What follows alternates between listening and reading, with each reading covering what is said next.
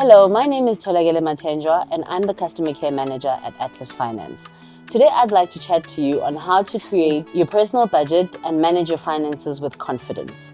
I think we've all went through that cycle every month where money just comes in so quickly, it looks like it's a lot, but then once you start spending it, it runs through your fingers. So today I want to help you manage that better. First step, calculate your net income. This means you should know all the money that comes into your account after deductions. So that's your salary, your side hustles, rental income, any form of money that you receive on a monthly basis. Secondly, list all your expenses. So you should know how much you have to pay towards your rent. Those are your fixed costs: rent, transport, school fees for your kids. And then we've got the variable costs that change every month. That's your entertainment, that's your groceries, airtime, things like that. Now that we've done that, we'll move on to step 3. Now you need to calculate your income versus your spending habits. Now you need to make sure that the money that comes into your account is more than the money that goes out of your account. If that's not your current case, don't worry, you'll make the necessary adjustments. If your spending is less than your income, then great. That means you've got money left over to save, pay off your debts, and have some extra money to play around with, so you're on the right track. Step 4. Set your priorities. Some of your expenses are more important than others. Those are things like your rent or your bond, car repayments. Those are things that you have to pay.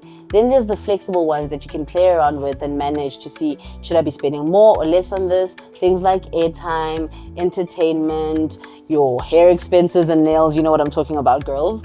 Those kind of things, we'll try and see if we can cut or if we can afford to spend as much as we currently are. Step 5, monitor your spending. So making a budget, that's easy. You can create it on an Excel sheet, write it in your notebook, but if you're not sticking to it, then what's the point? Make sure you track your spend. So every amount that you spend, it'll be on your bank statement. You can refer to it later on.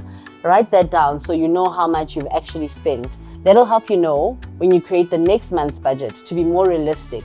Because if you're writing you're spending 500 Rand on something and in actual fact you're spending 1,000 Rand, your budget will never make sense to you. So be realistic and honest, which is actually our next point. Step 6, keep it realistic.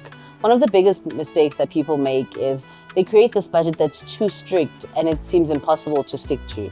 So make room for those small allowances, because you are allowed to spend here and there on chocolate, on the coffee. It might not be in your budget, but just have that reservation that the budget is flexible. So in closing, try these financial hacks that we've discussed. You obviously won't see the results immediately, but in the long term, you'll reap those rewards. If you'd like to read more about everything we've discussed today, please visit our website on www.atlasfinance.co.za. Atlas Finance, Sikphethe.